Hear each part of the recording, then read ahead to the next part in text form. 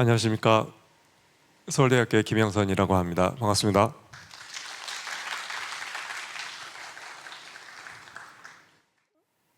어, 먼저 강의를 시작하기에 앞서 그 음향 전문가들 앞에서 강의를 할 수 있는 기회가 온 것이 너무 반갑고, 무엇보다도 사실 저희가 그 음향을 오랫동안 해오고 있지만 또 정보는 어떤 면에서 많이 부족한 부분이 있어서 어떤 내용을 좀 짧은 시간이지만 전달을 드리면 조금 더 도움이 되실 수 있을까 고민을 하면서 몇 가지 자료를 준비를 해봤습니다.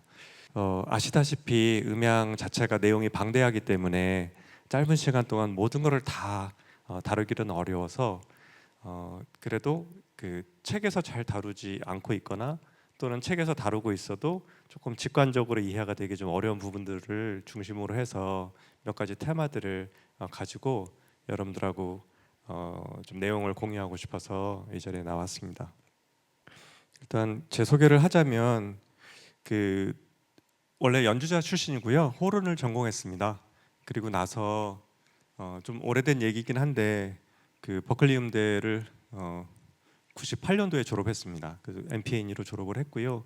그 뒤에 음향을 더 공부하고 싶어서 고민하던 중에 이제 한국에 들어오고 나서 이제 학교를 찾던 중에 건축공학으로 공부를 하면 좋겠다 싶어서 맨 마지막에는 그 건축공학을 하면서 공연장 설계로 학위를 마무리를 했습니다. 졸업을 하자마자는 미국에서 라디오 스테이션 쪽에서 이제 그 당시에는 징글이라고 하는데요. 이제 라디오 방송에 들어가는 광고 음악 녹음하는 엔지니어로 시작을 해서 한국에 들어와서는 재즈 녹음 오래 했던 것 같고, 그 뒤에 학교에 2004년도부터 이제 호서대학교 실용음악과에서 시작을 해서 지금 현재 서울대학교에서 근무를 하고 있습니다. 최근에는 논문도 쓰고 또 사운드 디자인도 하고 그리고 공연장 설계도 하고 하면서 지내고 있는데요. 최근에는 사운드 스케이프 관련한 연구들도 같이 하고 있어서 여기서 멀지 않은 용산에 있는 그 남영동 대공분실 그 전체 사운드 디자인 진행을 해서 얼마 전에 6월 10일자로 개관을 했습니다. 그래서 상설 전시이니까 신청하시면 함께 보실 수 있고, 기회가 된다면 현장에서도 만나서 그 사운드 디자인이라든지 여러 가지 이야기들도 나눌 수 있을 것 같습니다. 최근에는 AI 관련한 음향 제작에 대해서 관심이 많아서 작품들을 그 음향 작품이라는 이름으로 해서 발표를 해오고 있습니다. 테마를 이렇게 잡아봤습니다. 음향 전문가들과 공유하고 싶은 음향 설계의 이해라고 해서 좀 내용은 제목은 좀 큰 제목을 잡긴 했는데 내용적으로는 크게 무대 음향과 그다음에 객석 음향을 두 가지로 나누어서 좀 중요한 테마 몇 가지를 다뤄보려고 합니다. 그 무대라고 하면 보통 보시는 것처럼 박스가 일단은 형상을 생각을 하셔야 될 것 같고요. 물론 무대가 오페라 하우스 같이 오픈 박스들도 있지만 저희가 이제 보통 클래식 홀이다라고 하면은 이렇게 좀 닫힌 형태, 오케스트라 쉘이 아니더라도 그 양 옆에 벽체가 있고 그 다음에 바닥이 있고 천정은 이제 공연장 형태에 따라서 너무 높을 수도 있고 좀 낮을 수도 있고 하긴 한데 기본적으로는 양옆과 뒤는 닫힌 구조가 되겠죠. 또 오페라 같은 경우는 꼭 그렇지는 않습니다.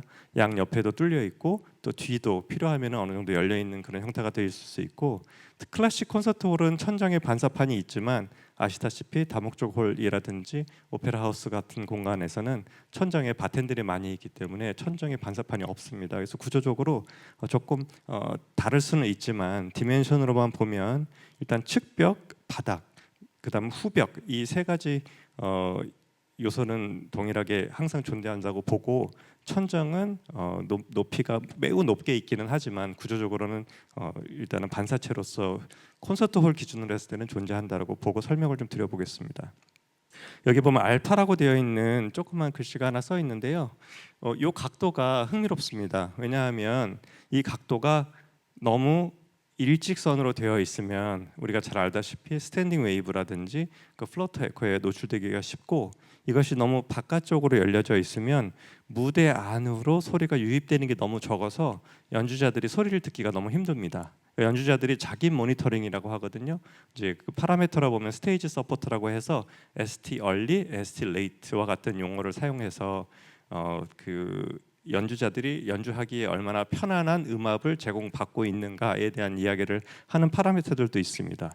그래서 이 알파 각도가 일단 공연장에서 매우 중요한 요소가 하나이고요.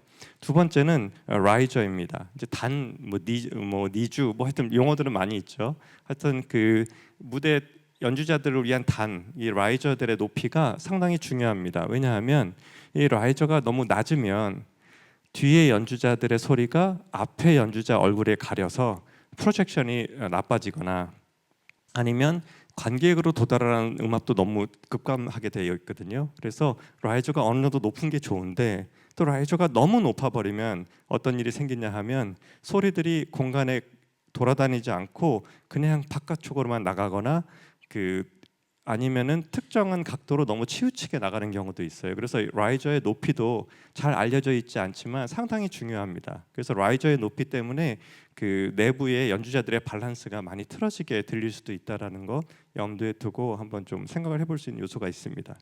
그 다음에 천정의 각도도 중요해서 이 부분을 시뮬레이션을 통해서 몇 가지 좀 살펴보도록 하겠습니다. 측벽의 영향을 살펴보시면 이렇게 소리가 벽을 맞고 돌아오는 형상을 보실 수가 있는데 이때 이 각도가 만약에 너무 일직선으로 90도에 가깝게 돼 있다고 생각해 보시면 소리가 앞으로 나오질 않고 안에서만 돌겠죠. 네, 그렇게 되면 이 안에 있는 사람들은 소리가 잘 들릴지 모르지만 객석으로 나가는 소리가 에너지가 훨씬 적어져서 소리가 객석으로 잘 전달이 안 되는 부분이 있습니다.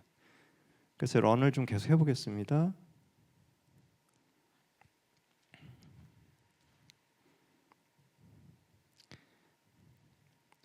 빨간색 선이 직접 음에 해당이 되고요. 나머지들은 1차 반사음에 해당이 되겠죠. 벽을 한번 맞고 돌아오는 소리들이 되니까요. 그래서 이 형상들을 잘 보시고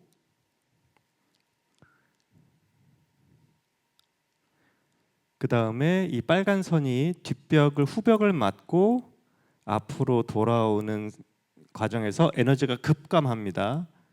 에너지가 급감하면서 골고루 퍼지는 형상을 이렇게 갖게 됩니다.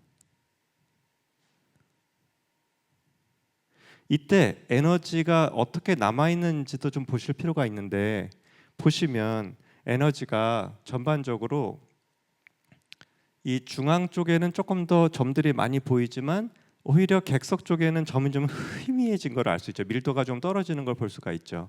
그러니까 에너지가 이쪽에는 많이 남아있지가 않은 거예요. 청중 쪽으로는 에너지가 좀 도착해 있지만 연주자의 무대 쪽으로는 에너지가 많이 남아있지 않죠. 이거 머리 한번 기억해 놓고 일단 넘어가 볼게요.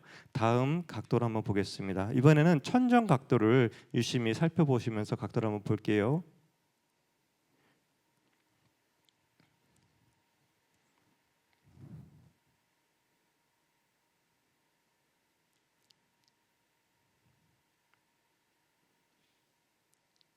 만약에 천정 각도가 이렇게 약간 대각으로 되어 있어서 앞쪽으로 반사하지를 못하고 만약에 일직선으로 사무실 천정처럼 되어 있다라고 생각을 해보시면 소리가 앞쪽으로 나오거나 객석 쪽으로 나오지를 못하고 위아래로 치고받겠죠.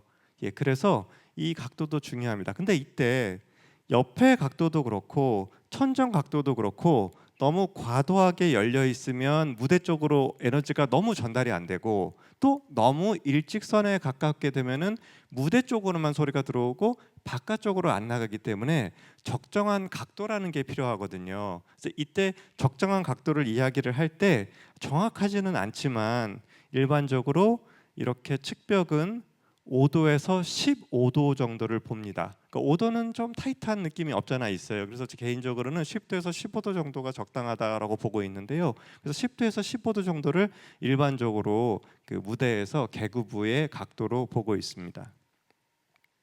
그럼 천정의 각도는 어떻게 해야 되느냐? 천정의 각도는 목표가 분명합니다. 이 소리가 어디까지를 커버할 건지를 보는 겁니다. 그래서 지금 현재 이 각도로 봤을 때는 여기에 이렇게 떨어지는 각도를 보면은 중앙 정도를 지금 보고 있는 각도가 될 텐데요. 오버럴하게 보면은 뿐만 아니라 공연장의 천정도 소리를 바닥으로 내려주면서 에너지를 반사를 시키기 때문에 그 천정의 각도와 재질도 많은 영향을 준다라고 생각해 볼 수가 있겠습니다. 이 지점에 있어서 몇 가지 고전적인 의미의 건축 음향학과 근래의 건축 음향학의 좀 차이를 조금 볼 필요가 있습니다. 어떤 차이를 말씀을 드리고 싶은 거냐 하면, 고전적인 음향학에서는 이 건물을 세 등분으로 나눠서 봤습니다. 어떻게 세 등분으로 나눠서 봤냐 하면, 처음에 연주자로부터 3분의 1 지점까지는 좀 확산을 많이 시켜보자, 소리가 반사가 잘 됐으면 좋겠고 확산을 많이 시켜야 초기 에너지가 건물 전체에 골고루 퍼질 거다. 그리고 중간 정도에는 약간 중간 정도의 흡음률을 갖추자. 그다음에 맨 뒷부분은 흡음률을 많이 높여서 잔향의 에너지량보다는 직접음의 에너지량을 높이는 쪽으로 설계를 하자라고 하는 것이 고전적인 의미의 건축 음향학이었어요. 그런데 그렇게 설계를 하고 나니까 장점은 상대적으로 잔향 대비 직접음의 비율이 높아지는 장점이 생기기는 했는데, 그럼에도 불구하고 오버럴하게 보면은 직접음과 잔향음을 합친 에너지가 좀 많이 줄어든다는 거죠. 왜냐면 흡음자가 들어갔기 때문에 생기는 문제이기도 한데, 결과적으로 오버럴하게 보면 에너지가 줄어서 앞자리와 뒷자리 간의 음압 편차가 너무 심해지는 거예요. 그러니까 잔향을 줄여서 직접음을 선명하게 듣겠다라고 하는 목적은 달성했는지 모르겠지만, 오버럴하게 보면은 에너지 비율에 있어서 앞에와 뒤에가 너무 편차가 큰 거예요. 그러니까 우리가 전기 음악에서 보면은 플러스 마이너스 3데시벨 정도가 되면 너무 좋겠고, 그게 안 되더라도 6데시벨 안에는 들어왔으면 좋겠다라고 하는 우리들이 가이드라인을 가지고 있기는 하지만, 이렇게 설계를 해보면 실질적으로 뒷자리로 가면 갈수록 에너지량이 굉장히 많이 떨어집니다. 그래서 그거를 보완하는 측면에서 나중에 설명을 좀 드리겠지만, G값이라고 하는 건축 파라메타를 하나 새로 개발을 하고, G값이 얼마가 돼야지 결과적으로 공연장의 소리가 골고루 끝까지 잘 들리느냐, 이런 이야기를 하는 테마로 넘어가거든요. 그래서 현재는 꼭 이거를 앞에는 흡음재, 그러니까 앞에는 확산, 반사, 두 번째는 흡음, 중간 흡음, 뒤에 부분은 완전히 많이 흡음하는 형태로 건물을 짓지를 않고, 어떻게 하면 소리가 그냥 직접음 대 간접음의 비율보다는 어떻게 하면 소리를 골고루 그냥 퍼지게 할까라는 거에 오히려 더 초점을 두는 쪽으로 가고 있습니다. 그래서 예전처럼 재료가 앞과 뒤가 많이 다르지는 않습니다. 이 건물도 보면 뒤에는 지금 흡음재로 되어 있거든요. 뒤에 보시면 리브가 되어 있고, 저 리브 뒤쪽으로 이제 약간 흡음재 처리가 되어 있는 게 이제 전통적인 의미의 건축적인 접근이었다라고 말씀드릴 수 있겠어요. 뒤쪽을 맞고 돌아오는 소리가 적었으면 좋겠고 에코로 작동할 수가 있기 때문에, 두 번째는 또 뒤쪽으로 갈수록 잔향대 그 직접음의 비율에 봤을 때 잔향음의 비율이 조금 낮았으면 좋겠다. 그래야 소리가 선명하게 들릴 테니까라고 하는 접근이 있었던 겁니다. 이제 그것이 틀렸다라는 것이 아니라, 그것이 어느 방향으로 가고 있느냐를 말씀을 드린다면, 지금은 소리가 전반적으로 골고루 퍼지는 거에 더 집중을 해보자, 직접음과 반사음의 에너지 비율을 다 합쳤을 때 조금 더 이분한 쪽으로 가보자 라는 쪽으로 가고 있고, 어떻게 하면 소리가 더 입체적이고 둘러싸인 느낌이 더 많이 들 거냐 쪽으로 가고 있어요. 과거에는 어떻게 하면 소리가 선명하게 들릴 거냐 쪽으로 가고 있다면, 현재의 추세는 어떻게 하면 내가 소리 속에 퐁당 빠져 있는 것 같지, 어떻게 하면 내가 소리 속에 둘러싸져 있는 것 같지와 같이 조금 더 입체적인 의미의 방향성으로 가고 있습니다. 그 전기 음향도 뭐 이머시브라든지 각종 뭐 돌비 3D라든지 뭐 오로 3D라든지 뭐 여러 가지 방식의 입체 음향들이 나오고 있잖아요. 그것이 건축 음향하고도 무관하지 않게 조금 더 소리적 경험을 입체적으로 해보자 쪽으로 가고 있습니다. 잔향 시간에 대해서 조금 디테일하게 설명을 좀 드려보겠습니다. 일반적으로 잔향 시간 그러면 여러분들은 RT로 이해를 하고 계시고, 잔향 시간 그러면 또 RT6T를 이해를 하고 계시잖아요. 어떤 음이 임펄스가 있다고 했을 때 그 임펄스가 60데시벨 떨어지는 데까지 걸리는 시간이라고 하는 개념들은 다 이해를 하고 계실 겁니다. 그런데 잔향의 속 내용들을 조금 들여다보면은 우리가 조금 더 잔향에 대해서 이해하는 데 도움이 되는 부분이 있습니다. 아시다시피 20부터 2만 헤르츠까지 수입 사인 소리는 많이 들어보셨을 겁니다. 일반적으로 다 알고 계시는 거라고 생각해서 그냥 말씀을 드리고요. 이렇게 스피커를 무대 위에다가 성악가를 기준으로 발생을 시킨다라고 생각을 하시면 됩니다. 그래서 높이는 약 1.6m 정도. 그러니까 만약에 성악가가 있다면 정 가운데에서 약간 한쪽으로 이렇게 밀려져 있는 상황으로 생각하시면 됩니다. 왜 정가운데서 안 하냐 하면 정가운데서 하게 되면 어떤 음원이 있을 때 정가운데서 소리를 발생을 시키게 되면 그 페이스 캔슬레이션이 났을 때 보상 간섭이나 또는 상쇄 간섭이 일어날 수 있다고 보거든요. 그래서 약간 한쪽에서 발생을 시킵니다. 예를 들어서 1.5m 후명에서 또 1.5m 좌측으로 온 정도. 그래서 완전히 정가운데보다는 살짝 비껴난 정도에서 소리를 발생시키는 것을 기반으로 해서 저 옴니 스피커를 틉니다. 그럼 왜 옴니 스피커를 발생을 시켜서 음향을 측정을 하냐 하면 소리가 이 공간에 만연하게 꽉 차게 골고루 소리가 꽉 차게 하겠다라고 하는 의도가 있는 거거든요. 그러니까 왜 그러면 우리 지금 공연장에 있는 것처럼 그 우리가 이미 사용하고 있는 전기 음향 스피커로는 안 될까요? 라고 하는 것에 대해서는 이런 지점을 생각하시면 됩니다. 기본적으로 어쿠스틱이라고 하는 거는 자연 소리를 기반으로 해서 보고 있는 거거든요. 그래서 자연 소리는 성악가 기준으로 무대 위에서 자연음이 나온 것을 기반으로 한다라고 하는 전제 때문에 스피커를 기반으로 음향을 측정하고 있지는 않습니다. 그래서 스피커를 이용해서 음향 측정하는 것에 대해서 여러 연구들이 있기는 한데 그것들이 실용적으로 저희가 음향을 측정하는 데 사용되고 있지는 못해요. 왜냐하면 그 개념 자체가 어쿠스틱을 측정한다라고 하는 개념은 어쿠스틱 소스와 소리를 자연의 귀로 듣는 그 기준으로 그 측정을 하는 것으로 되어 있어서 그렇습니다. 이때 소리가 도달하는 과정을 한번 살펴보시면 빨간색 선으로 되어 있는 것은 직접 음입니다. 앞에 계신 분은 물론 더 빨리 들으시게 되고 뒤쪽에 계시는 분은 상대적으로 조금 더 직접 음을 늦게 듣게 되지만 듣는 사람 입장에서는 그때가 0이에요. 둘 다. 앞에 계신 분이 소리를 듣게 된 시간도 0이고 뒤에 계시는 분이 소리를 듣게 되는 것도 0입니다. 둘 다 소리를 듣기 시작했다고 봤을 때 소리들이 1차적으로 벽을 맞고 돌아오는 1차 반사음들이 노란색으로 도착을 먼저 합니다. 천정을 맞고 돌아오든 옆쪽을 맞고 들어오든 도착을 하겠죠. 그리고 나서 그 면을 2개 정도를 맞고 돌아온 소리들이 회색이 됩니다. 그러니까 우리가 일반적으로 프리 딜레이 타임이라고는 많이들 알고 계시잖아요. 소프트웨어에서도 많이 다루시고 하는데 그 프리 딜레이 타임에서 여러분들이 얼리 리플렉션스라고 이해해야 되는 건 뭐냐면 1차 반사음이다 이렇게 생각하시면 돼요.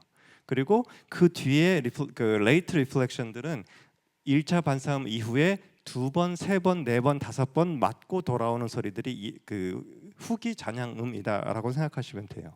그래서 기본적으로는 이렇게 빨간색 내가 소리를 처음 들은 시점, 그 다음에 한 번 반사하고 돌아온 아이들, 그리고 그 다음부터는 더 여러 면을 맞고 돌아온 아이들이라고 생각하시면 잔향에 대해서 이해가 쉬우실 겁니다.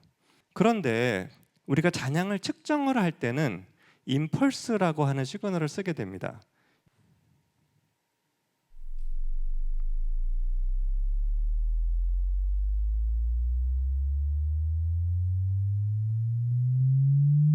네, 일반적으로 알고 계시는 수입 사인 웨이브입니다. 네, 이 소리를 무대 위에서 발생을 시키고요.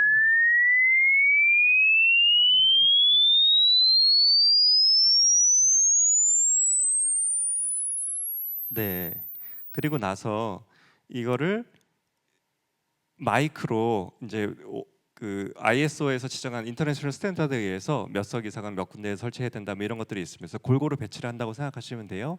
골고루 배치를 해서 이 소리를 녹음합니다. 그리고 나면 실제 마이크에서 녹음한 소리는 이 수입 사인 플러스 이 공간의 잔향이겠죠. 녹음했을 때는 그렇죠? 발생은 수입 사인만 스피커에서 발생을 했으니까요. 마이크 입장에서 보면 수입 사인 소리 플러스 이 공간의 잔향이 되겠죠. 이거를 컨볼루션을 해가지고 소리를 이제 계산을 하기 위해서 측정을 해보려고 하면 수입 사인 소리는 이렇게 계산을 할 때는 변형되어 있습니다. 지금 띡띡 전기 노이즈 같이 생긴 거 있죠. 네, 이 소리가 실질적으로 아까 방금 전에 들은 20부터 2만 헤르츠까지의 소리를 압축해가지고 한순간에 재생을 시켰다고 생각을 하면 돼요. 그래서 시간적으로는 2초 이내에 들어온다고 생각하시면 됩니다. 띡 하고 이렇게 들어오는 소리니까요. 그래서 이렇게 컨볼루션을 하고 나면 0.2초를 제외한 나머지가 잔향으로 남게 되거든요. 그래서 그 잔향을 분석을 하는 게 잔향 계산하는 방식이라고 생각하시면 되겠습니다. 매우 유사한 시그널로는 손바닥을 치는 소리, 손뼉 치는 소리, 그 다음에 그 풍선을 터트리는 소리 같은 것이 매우 유사하기는 해서 과거에 음향을 측정할 때는 그 풍선을 터트려서 하는 방법도 많이 사용했습니다. 근데 중요한 건 뭐냐면 이 임펄스라고 하는 시그널은 우리가 생각할 수 있는 모든 가능한 주파수들을 다 담고 있는 소리예요. 띡 하고 소리가 나긴 했지만 아주 저주파부터 아주 고주파까지 모든 전대역의 주파수를 다 가지고 있고, 우리가 관심을 갖고 있는 것은 이제 과청 주파수 안에 들어가는 20부터 2만 헤르츠라고 생각을 하시면 됩니다. 이거를 놓고 공간 안에서 한번 어떤 음원을 가지고 소리를 한번 들어보자라고 했을 때는 이렇게 소리를 들어볼 수 있겠습니다. Love should take your breath away. With you, I get lost for days. I can't find the words to say. But you're the one I wanna hold. You're my shelter from the cold. I feel it inside. I can take on the world. I'm so confident. 무대 위에서 연주하고 있는 소리를 요 맨 앞자리에서 들으면 이런 상황이 되는 거죠. 두 번째, 약간 중간 자리에서 들어보면 어떻게 될까요? Love should take your breath away. With you, I get lost for days. I can't find the words to say. But you're the one I wanna hold. You're my shelter from the cold. I feel it inside. I can take on the world. I'm so confident. 이제 마지막으로 맨 뒷자리에서 한번 들어보겠습니다. 세 번째 자리입니다. Love should take your breath away. With you, I get lost for days. I can't find the words to say. But you're the one I wanna hold. You're my shelter from the cold. I feel it inside. I can take on the world. I'm so confident. 셋 중에서 가장 잔향 시간이 길게 느껴지는 자리는 어디세요? 1번, 2번, 3번 손가락으로 한번 표시해 보시겠어요? 정당하고 상관없습니다.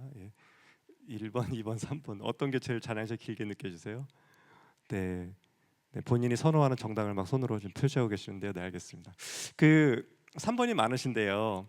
일반적으로 우리가 잔향 시간, 어떤 공간의 잔향 시간이다라고 하면은 1점 몇 초 또는 2점 몇 초에서 하나를 얘기를 하잖아요.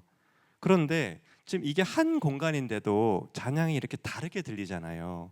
그러니까 잔향 시간이라고 하는 거는 어떠한 대표성을 가지고 있는 이 3개 또는 8개 또는 12개의 마이크 위치에서 녹음한 소리들의 잔향을 합쳐서 평균 낸 거거든요. 그러니까 한 지점을 얘기하는 것도 아니고 또 전체를 얘기하는 것도 아니에요. 그냥 이것들의 평균이에요. 그런데 막상 듣는 사람 입장에서 보면은 소리들의 잔향 시간이 사실 위치마다 다 다르게 들리거든요. 그래서 우리가 잔향에 대해서 이해를 할 때 한 가지 주의해야 될 점은 뭐냐 하면, 이론적으로는 잔향 시간이라고 하는 것은 공간에 만연하게 퍼져 있어서 잔향이 골고루 되게 비슷할 거다라고 생각을 하시는데, 실질적으로 공간에서의 잔향은 비슷하지 않습니다. 위치에 따라서 느껴지는 감각이 완전히 달라요. 평균을 내보면은 뭐 오버롤하게 어느 정도 되겠죠. 그리고 심지어 우리가 RT를 얘기를 하는 RT60는 잔향의 저주파나 고주파나 이런 걸 고려하고 있지 않습니다. 그냥 500Hz 하나만 고려하거나 또는 500Hz와 1kHz를 합친 잔향 시간을 2분의 1 한 것을 얘기를 하는 거거든요. 그러니까 중주파수의 잔향만 가지고 얘기를 하는 거예요. 그러니까 잔향 시간만 가지고는 이 공간이 따뜻한 공간인지 차가운 공간인지 알 수가 없어요. 그러니까 대략 이 정도 중주파가 울리는구나를 알겠지만, 이게 팝에 어울릴지 클래식에 어울릴지 녹음에 어울릴지 어떤 뭐 국악에 어울릴지 이런 거 알 방법이 없습니다. 그냥 오버럴하게 이 정도 잔향이구나, 이거 좀 기네, 좀 짧네, 이렇게 생각해 볼 수는 있지만요. 그래서 잔향이라고 하는 것은 그렇게 잔향 시간만 놓고 얘기하기에는 정보가 너무 적습니다. 이거는 이제 스네어 가지고 한번 들어볼게요.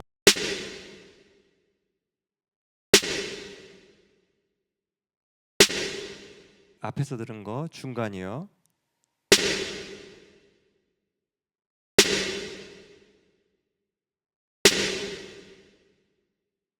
세 번째입니다.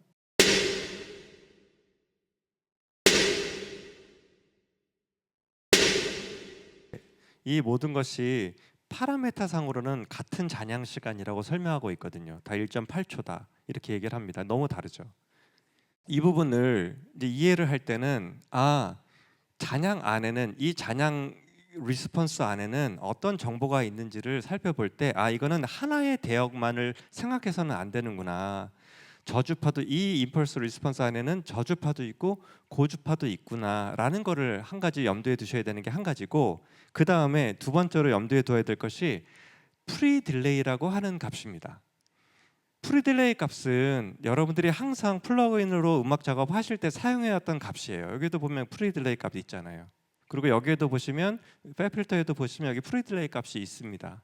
그런데 정작 프리 딜레이를 어떻게 사용해야 되지? 그 프리 딜레이가 뭘 의미하는지에 대해서는 알려진 바가 생각보다 많이 없어요. 그러니까 그림에 이니셜 딜레이라고 해가지고 처음에 첫 소리로부터 뭐 몇 초간에 떨어졌으면 거기가 이니셜 딜레이라고 하고, 이거를 공학에서는 ITDJ라고 해서 이니셜 타임 딜레이 갭이라고 해가지고 또 이렇게 설명하기도 하는데, 이게 실질적으로 공간에 어떻게 영향이 있고 어떤 연관이 되어 있냐에 대해서는 알려진 바가 많이 없는 것 같아요. 이제 많은 음향하시는 분들하고 얘기를 해보면서 이 부분을 조금 보충해서 설명을 드려보려고 합니다. 이 부분이 결국은 클래식 믹싱에서 아주 크리티컬한 영향을 줍니다. 그리고 팝 믹싱을 할 때도 이거를 잘 활용하면 보컬이 훨씬 더 선명해지고 반주들은 충분히 더 뒤에 있는 것 같고 하는 그런 영향들을 충분히 만들어낼 수가 있거든요. 그래서 프리딜레이 값을 조금 설명을 드리겠습니다. 일단 프리딜레이를 설명하기 위해서 제가 활용하고 있고 또 여러분들께 소개시켜 드리려고 하는 소프트웨어를 통해서, 시뮬레이션을 통해서 몇 가지 좀 살펴보도록 하겠습니다. 지금 러닝하고 있는 소프트웨어는 오늘 소개드릴 후반부에 소개드릴 트래블이라고 하는 음향 시뮬레이션 소프트웨어입니다. 여기에서 실질적으로 런을 해봐서 여러분들하고 이 값들의 차이를 좀 보도록 그렇게 할게요. 일단 여러분들이 이해를 하셔야 되는 것 중에 하나가 뭐냐 하면 T30이라고 하는 값이 우리가 알고 있는 RT입니다. RT60라고 보통 이제 알고 계시고 60를 삭제를 해서 RT라고 알고 계시는 거거든요. 그런데 RT60는 그 펄스가 생겼을 때 60dB 떨어지는 데까지 걸리는 시간을 가지고 RT60라고 할 때 이론적으로는 그게 맞지만 실용적으로 측정을 하려면 매우 어렵습니다. 왜냐하면 배경 소음이 40dB 정도에서 50dB 왔다 갔다 하거든요. 공연장이 아무리 조용해도 20dB에서 30dB 왔다 갔다 하거든요. 그러면은 60dB에 떨어지는 거를 측정을 하려면은 90dB에서 100dB 이상을 플레이를 해서 소리가 사그러지는 걸 봐야 되는데, 이거를 측정을 하는 사람들의 입장에서 보면은 이거를 10번, 20번, 100번씩 측정을 하려다 보면 귀손상이 있을 수도 있거든요. 그리고 특별히 배경 소음이 매우 높은 공간, 만약에 50dB 정도 된다고 그러면 110dB 이상의 음원을 무대 위에서 터트려 가지고 소리를 발생을 시켜서 측정을 해야 되는데, 현실적으로 그렇게 했을 땐 비용도 많이 나오고 작업하기도 어렵거든요. 그래서 조금 더 캐주얼하게 개발된 게 T30이에요. 똑같은 파라메타인데 30dB까지 떨어지는 거를 보고 시간을 곱하기 2를 해서 보자라고 하는 게 T30입니다. 그 다음에 또 T20이라고 하는 것도 있어요. 그거는 20dB 떨어지는 데까지 보고 곱하기 3배를 해서 시간을 보자, 잔향 시간을 보자. 그 다음에 T10이라고 하는 것이 있는데 그 T10은 다른 표현으로 EDT라고 표현을 합니다. 그래서 여기 파라미터를 보시면 T30도 있고 T20도 있고 EDT도 있습니다. 먼저 하나의 지점을 놓고 리시버를 제가 놓고 말씀드릴게요. 리시버 1이라고 하는 자리는 이 파란색 점입니다. 이 파란색 점이 리시버 1인데 리시버 1에 보시면 T30 값하고 T20 값하고 EDT 값이 서로 다른 것을 볼 수가 있습니다. 왜 같은 잔향 시간이고 하나는 곱하기 2배, 하나는 곱하기 3배를 해서 보는 그냥 잔향식인데도 불구하고 왜 다른 잔향 값을 보이고 있을까? 그것이 첫 번째 질문이고요. 이제 질문 하나 가지고 계세요. 그 다음에 이 아이들이 프리딜레이하고는 또 어떻게 영향이 될까라고 하는 걸 좀 상황을 설명을 좀 드려보겠습니다. 일단 지금 잔향을 아주 크게 세 가지 모양으로 한번 조금 간소화시켜 보면, 축약시켜 보면 A, B, C 정도의 형태로 나눠서 볼 수가 있습니다. 이 세 가지 형태 다 잔향 시간이 같아요. 그런데 소리가 사그러지는 모양이 다릅니다. 이때 우리가 체감하는 잔향 시간도 달라요. 그러니까 물리적으로는 잔향 시간 값이 다 똑같습니다. 이 세 가지 다. 그런데 우리가 느끼는 체감하는 잔향 시간은 다르거든요. 그러면 우리가 체감하는 잔향 시간은 어디에 가까운가? 그거를 설명하기 위해서 지금 이 자료를 같이 한번 좀 더 살펴볼 건데요. 우리가 체감하는 잔향 시간은 EDT에 가깝습니다. 그러니까 물리적으로는 T30이 측정값으로는 가장 정확한 것으로 알려져 있어요. 물리값으로는. 그런데 사람이 느끼는 잔향 시간은 EDT에 더 가깝습니다. 자, 그럼 두 가지 대응을 보고 할게요. 우리는 데이터를 공연장에서 여기는 잔향 시간 이렇다고 합니다. 앞으로 이 공연장 새로 지을 때, 리모델링 할 때 우리는 이런 잔향 시간을 가진 공연장을 설계할 거예요라고 이제 어떤 설계 업체에서 여러분들에게 설명을 했다고 칩시다. 그러면 거기서 설명하고 있는 건 다시 T30이에요. T30으로 보면 여기는 200Hz가 삐쭉 튀어나와 있고 500Hz는 좀 1.2초 정도 돼 보이잖아요. 그러면 이 공간에 있어서는 여러분들은 200Hz가 이렇게 뚱뚱할 거라고는 상상을 못하기 때문에 잔향 시간 1.2초면은 소리 시원하게 잘 나오겠네라고 생각하실 겁니다. 왜냐하면 500Hz가 1.2초예요. 심지어 1kHz는 0.7초밖에 안 되기 때문에 이거를 만약에 그 데이터를 제공하는 쪽에서 이거를 더 합산해가지고 n분의 1, 2분의 1을 하면 더 잔향 시간이 짧아지니까 뭔가 더 스피치에 더 좋은, 전기음향에 더 좋은 잔향 시간을 제시할 수 있을 것 같아라고 얘기를 한다면 이걸 두 개를 썸을 해가지고 2분의 1 한 잔향 시간을 여러분들에게 제시를 할 거예요. 그러면 내가 생각했던 것보다 잔향 시간 0.8초밖에 안 나와? 우리 공간이 이렇게 큰데 괜찮네? 스피치하게 좋겠네? 라고 생각하실 거예요. 하지만 정작 200Hz는 2초가 넘어요. 그런데 여러분들이 보고 계시는 잔향 시간 데이터에서는 이 200Hz를 얘기해 주지 않고 있습니다. 그러니까 막상 설계가 끝나고 나면 엄청 저음이 웅웅거리는 공간이 되어 있는 거예요. 끝나고 나서 보면은. 왜냐하면 아까 우리가 데이터로 봤을 때는 0.8초, 뭐 500Hz 뭐 1.2초밖에 안 되는데 왜 이렇게 소리가 벙벙해? 어디서부터 잘못된 거야? 뭐 공사가 개판이야? 뭐 이렇게 설명할 수도 있겠지만 실질적으로 데이터에서는 200Hz는 2초가 넘다고 설명을 하고 있었거든요. 근데 여러분들이 보고 있는 RT 데이터에서는 그걸 보여주지 않아요. 왜냐하면 RT라고 하는 값의 정의가 500Hz 하나만 놓고 얘기하거나 500Hz와 1kHz를 합친 것을 2분의 1 하는 것을 보여주는 게 원래 규정입니다.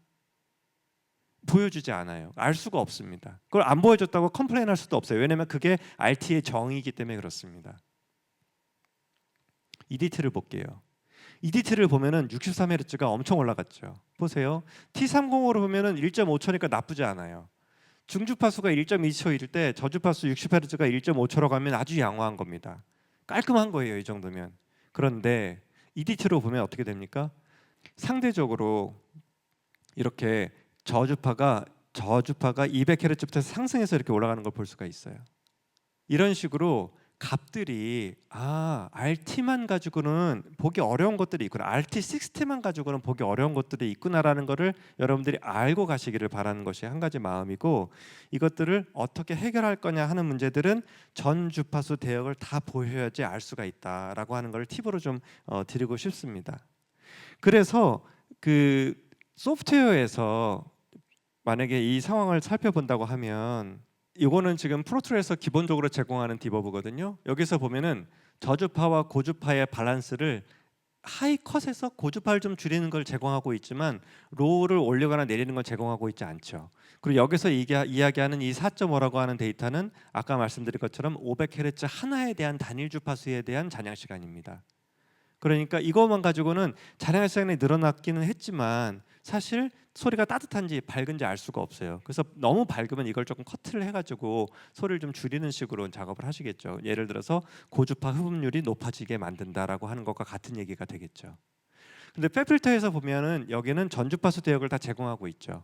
그래서 아래 EQ를 쓸 수도 있고 저주파 EQ를 쓸 수도 있고 고주파 EQ를 쓸 수도 있어서 음색을 더 만들 수 있겠죠. 그러니까 디테일 면에서 팹필터가 훨씬 더 많은 정보를 제공하고 있죠. 이거는 품질을 의미하는 건 아닙니다. 이제 파라미터가 얼마만큼 더 정교하게 내가 원하는 대로 조정할 수 있느냐의 문제를 얘기를 하는 거죠. 어떤 음악에 따라서는 디버블가 더 잘 맞고 어떤 음악에 있어서는 페필터가 잘 맞을 겁니다. 그러니까 절대적으로 뭐가 더 좋다 나쁘다 의미를 하는 건 아니라는 걸 다시 한번 말씀을 드릴게요. 하지만 중요한 것은 이 디버블에서 얘기하는 이 잔향 시간은 잔향 시간의 중주파수 하나만 얘기하고 있다는 거죠. 이 페필터에서는 그래도 중주파수를 보여주고 있기는 하지만 저주파와 고주파의 경향성도 볼 수는 있습니다. 이제 그런 면에서 조금 더 디테일하게 일하기가 좀 쉽겠죠. 다시 트래블에서 소프트웨어 시뮬레이션으로 들어가서 조금 더 살펴보도록 하겠습니다. 그럼 이제 EDT 얘기를 좀 한번 해볼게요. 프리딜레이 타임 얘기를 좀 한번 해볼게요. 프리딜레이 타임에 있어서 1번 지점과 2번 지점의 프리딜레이 타임을 한번 살펴보도록 하겠습니다. 먼저 1번 지점입니다. 소리가 지금 보시면 직접음은 여기서부터 빨간 점으로 날아갔습니다. 이게 빨간 게 직접음입니다. 그리고 나서 노란색 선들이 1차 프리딜레이들이에요. 1차 벽체를 반사하고 도착한 아이들입니다. 그리고 나서 이제 파란색, 녹색 이런 아이들이 이제 후기, 얼리를 지나서 레이트 리플렉션들이 되겠죠. 여기서 한번 관심 있게 보실 점은 뭐냐면 0부터 50까지를 한번 보세요. 0부터 50까지를 보시면 1번 같은 경우는 프리딜레이 타임이 이렇게 꽉 차 있는 걸 볼 수가 있습니다. 0부터 50까지 모양을 잘 보세요. 이제 이번에 2번으로 한번 가볼게요. 자, 2번으로 가보면 0부터 50까지 꽉 차 있는 정도에서 앞에도 더 차 있는 걸 볼 수 있죠. 1번 다시 보겠습니다. 1번 앞이 조금 비어 있고 뒤쪽으로 한 40 정도, 그러니까 30 25 이 정도부터 뒤로 이렇게 쭉 모여 있는 거 볼 수 있죠. 그리고 2번을 보시면 앞쪽에 훨씬 모여 있는 거 볼 수가 있죠. 그리고 무대 위에 있는 게 3번이거든요. 3번 한번 볼게요. 3번을 보시면 또 이런 형상으로 되어 있습니다. 먼저 2번 걸 볼게요. 직접음이 도착한 다음에 프리딜레이들이 이렇게 모여 있습니다. 여러분들이 만약에 믹스를 한다고 할 때 같은 소스에서 어떤 거를 소리를 또 뒤로 미루고 싶어요. 그리고 어떤 거는 소리가 더 가까이 있게 느끼고 싶어요. 그럼 프리딜레이 타임은 어떻게 세팅하면 될까요? 가까운 소스는 프리딜레이 타임을 뒤에 있는 소스에 비해서 가깝게 할까요? 멀게 할까요? 1번 가깝게, 2번 멀게. 손가락으로 한번. 네, 맞습니다. 네, 저기 2번 맞습니다. 멀게 하면 같은 상황에서 더 가깝게 느껴집니다. 그런데 프리딜레이 타임을 짧게 하잖아요. 그러면 같은 상황에서 더 뿌옇게 느껴져요. 그리고 더 멀게 느껴집니다. 붙여놓으면. 왜 그러냐 하면 우리 귀의 레졸루션이 1000분의 30초까지는 직접음과 반사음이 합쳐져서 들려요. 그러니까 직접음이 0이라고 했잖아요. 그런데 어떤 소리가 1000분의 30초 이내로 들어오잖아요. 그럼 우리는 그거를 구분하지를 못하고 하나로 뭉쳐서 들어요. 그러다 보니까 소리가 그냥 뿌여진 거죠. 그런데 여기서 주의해야 될 점이 있어요. 뿌여짐과 동시에 어떤 현상이 생기냐 하면 미디와 같이 레코딩과 같이 파형의 음량이 똑같은 상태에서 프리딜레이 값만 조절해서 믹스를 해보면 소리가 리버브가 붙어있는 애가 음량이 더 커지게 느껴집니다. 왜냐하면 이게 뭉쳐 있으니까 드라이 소스의 음량은 가만히 있는데 보통 믹스 하실 때 그 억스에다가 리버브 걸고 샌드를 걸어가지고 다이렉트를 마스터 버스, 스테레오 버스 보내시고 리버브를 매긴 걸 또 스테레오 버스를 보내셔서 일반적으로 하시잖아요. 플러그인을 인서트로 걸어가지고 웨트라이 값으로 리버브 쓰지 않잖아요. 그렇게 쓰면은 또 다른 문제가 있습니다. 일반적으로 믹스를 정상적으로 한다면 드라이 소스는 스테레오 버스로 보내고 그다음에 샌드를 통해 가지고 리버브 쪽으로 다시 리버브를 보낸 다음에 리버브 아웃을 다시 그 서밍을 스테레오 마스터에서 하는 게 정상이죠. 일반적으로 그렇게 했을 때 직접음의 음량은 그대로 있는데 리버브가 얹혀진 형상일 때 프리딜레이 타임이 짧으면 실질적으로 직접음의 음량이 커집니다. 왜냐하면 원래 소리랑 리버브가 붙어 있으니까 결과적으로 음량이 커진 거예요. 그런데 프리딜레이 타임을 길게 하잖아요. 그럼 직접음과 리버브가 분리가 되어 있잖아요. 그러니까 음량이 상대적으로 덜 커진 것처럼 느껴져요. 왜냐하면 30초 이내 또는 이후, 30초 이내에 있지 않고 이후에 들어왔다고 생각해 보면 귀 입장에서 보면은 소리가 하나로 뭉쳐 들리지 않기 때문에 얘네들이 나눠서 들리거든요. 그래서 소리가 선명하게 들린 것도 있지만 소리가 더 작아집니다. 그래서 믹스를 하실 때 주의하실 점 중에 하나 뭐냐면 프리딜 타임을 짧게 해서 그대로 놔두시면 뒤에 있는 아이들 소리가 더 커지는 상황이 돼요. 근데 우리가 조금 전에 모델링을 통해서 들어보신 것들이 있었지만 뒤에 있는 소리들은 더 작아져야 되잖아요. 직접 음의 음량이 줄어들었으니까요. 그러니까 소리가 뒤로 간다라고 하는 것은 음량이 작아지고 동시에 프리딜레이 타임은 더 뭉쳐져 있고 더 가깝게 붙어 있고 하는 두 가지 현상이 필요한 거죠. 또 한 가지 현상이 더 필요합니다. 소리가 더 어둡습니다. 멀리 가면 멀리 갈수록. 이 세 가지 현상이 대표적으로 소리의 거리감을 이해하는 데 있어서 소리를 뒤로 보내는 방법이거든요. 이제 앞에 있는 소스는 상대적으로 프리딜레이 타임이 더 길고 그리고 실질적으로 고음이 더 깎이는 건 별로 없고 그렇죠? 그리고 음량은 상대적으로 더 커야 되겠죠. 뒤에 있는 소스들보다는 더 커야 되겠죠. 이렇게 되면 일반적으로 더 소리가 각게 들립니다. 이 현상을 한번 모델링을 통해서 한번 들어보도록 할게요. 그 트래블의 오럴라이제이션 기능이 있기 때문에 이걸 가지고 한번 소스를 가지고 틀어보도록 하겠습니다. 소스 중에 기타 소스를 한번 로딩을 해가지고 한번 들어보도록 하겠습니다. 1번 위치에서 무대를 보고 있으면 이런 형상이 됩니다. 지금 1번 자리에서 보고 있는 거고 나중에 2번 자리에서 보면 무대가 이렇게 보이겠죠. 그리고 3번 자리는 무대 위에서 이제 그 바로 소리를 듣고 있는 상황으로 모델링을 한번 해봤습니다. 1번 자리에서 소리 한번 들어볼게요.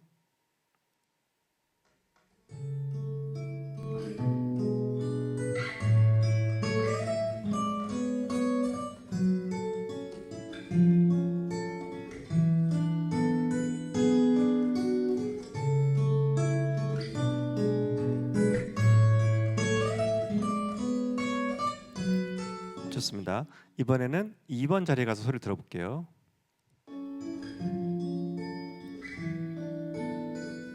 네, 일단 소리가 작아져야 돼요. 뒤로 가려면 일단 소리가 작아져야 됩니다. 그리고 잔향은 아까 물리의 값으로 봤을 때 프리딜레이 타임이 더 짧아야 됩니다. 그리고 소리가 좀 더 어두워야 되죠. 상대적으로 무대 위에서 들으면 이렇게 됩니다.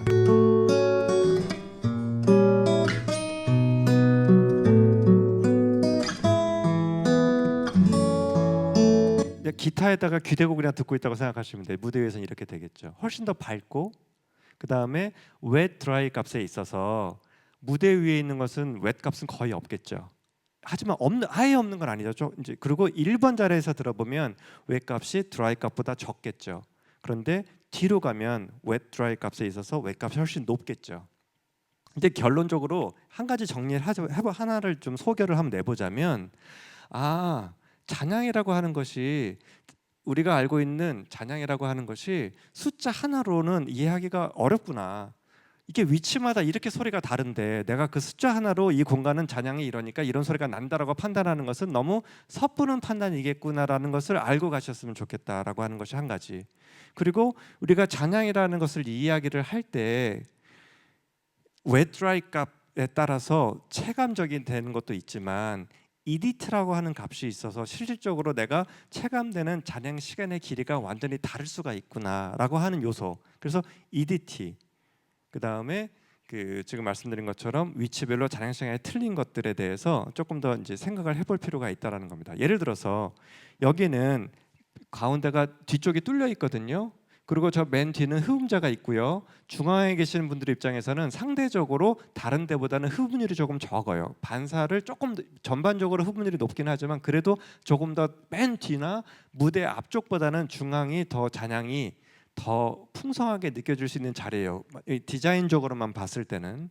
그러면 사람들이 앉았을 때마다 위치마다 직접음의 음량 차이뿐만 아니라 잔향 차이도 느끼게 됩니다. 맨 뒤에 있는 분들은 잔향이 더 빨리 끝난다고 느끼실 수도 있어요. 앞에 계신 분들도 잔향이 더 빨리 끝나라고 느낄 수 있어요. 왜냐하면 잔향이 다 저 구멍으로 다 멀리 날아가 버렸거든요. 그래서 오버럴하게 잔향을 이야기를 할 수는 있지만 그 한 값으로 음색을 알거나 실질적으로 공간의 풍성한 정도를 알기에는 충분하지 않다라는 지점을 조금 설명으로 드리고 싶었습니다. 아주 극단적인 예를 하나 이제 드려볼게요. 그러면 프리딜레이 값도 조절할 수 있는가?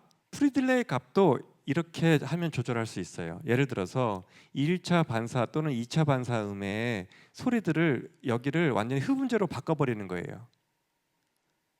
그러면 원래는 반사되었던 천장이 흡음재로 바뀌어버리면 이 반사음이 없어지지 않겠습니까?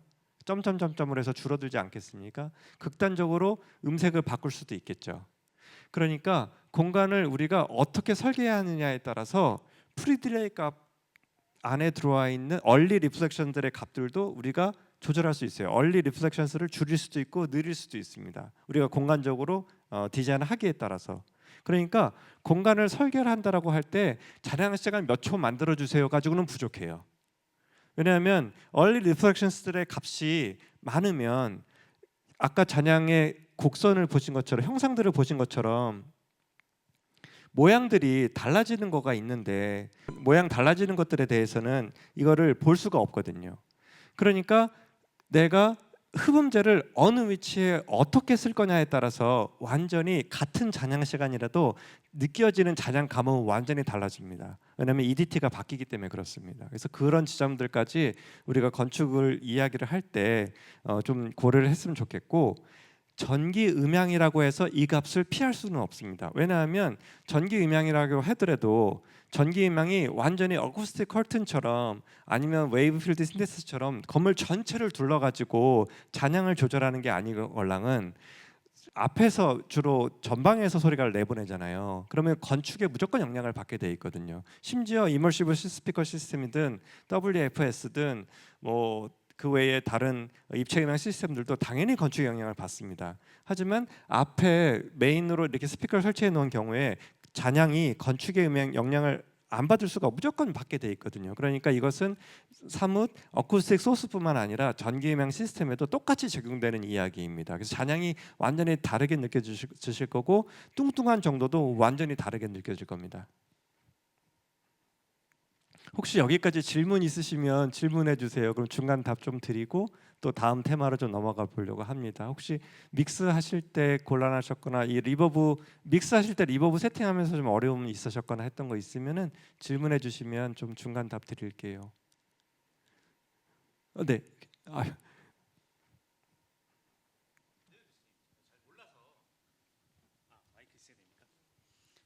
저희가 DAW를 사용할 때 직접 음에다가 이제 억스를 통해서 리버브를 주잖아요. 그럼 리버브에서 이게 리버브를 100%를 매길 거냐 또는 50%를 매길 거냐에 대한 그 부분은 어떻게 맞춰야 될지. 무조건 100%입니다.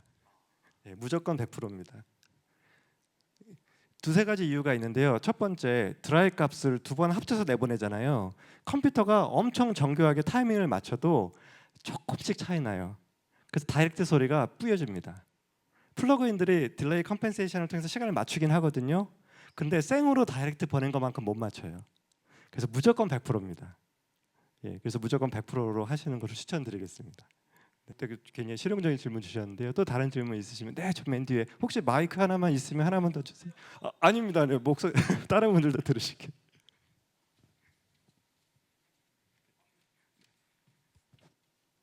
네. 보통 우리가 알고 있는 리버브 타임 RT60은 저희들이 일반적으로 할 게 최적에 비례한다고 알고 있지 않습니까? 그럼 최적이 커야지 이제 리버브 타임이 좀 길게 나오는 거고, 그 다음에 최적이 짧으면 리버브 타임 아무리 짜내도 리버브 타임이 길게 나올 수가 없는데, 아까 EDT를 통해 가지고 그러니까는 주파수별로 리버브 타임이 다르다고 말씀하셨잖아요. 그 최적의 영향하고 그 EDT의 영향은 또 어떤 건지 그것 좀 설명해 주시고. 너무 좋은 질문을 해주셨고 사실 그 안으로 좀 들어가고 싶어서 이 테마를 좀 빌드업하고 있는 거거든요. 너무 중요한 질문을 해주셨습니다. 결정적으로 말씀드리면 거기에 전제가 있습니다. 어떤 전제가 있냐 하면 모든 재료의 흡음률이 동일할 때라는 전제가 들어 있습니다. 모든 면에 재료가 동일할 때 최적이 커지면 잔향 시간이 커집니다. 그리고 최적이 줄어들면 잔향 시간이 줄어듭니다. 그런데 만약에 재료의 흡음률이 달라진다면 얘기가 완전히 달라집니다. 최적은 커졌는데 흡음률이 무지막지하게 높아졌어요. 그러면 잔향 시간이 생각보다 늘어나지 않습니다. 그런데 어떤 게 늘어날까요? 초기 반사음들이 훨씬 늦게 도착합니다. 초기 반사음들은 최적에 무조건 비례합니다. 왜냐하면 직접음을 만난 다음에 벽을 맞고 돌아오는 시간은 물리적으로 못 바꿔요. 돌아오는 에너지량을 줄일 수는 있습니다. 그런데 돌아오는 시간은 못 바꿔요. 그래서 최적에 비례하는 것은 얼리 리프레션들의 초기, 맨 처음 아까 설명 잠깐 드리다 말았는데 이니셜 딜레이라고 해서 내가 직접음을 만난 다음에 첫 번째 만나고 나한테 돌아오는 소리는 바꿀 수가 없습니다. 최적에 비례합니다.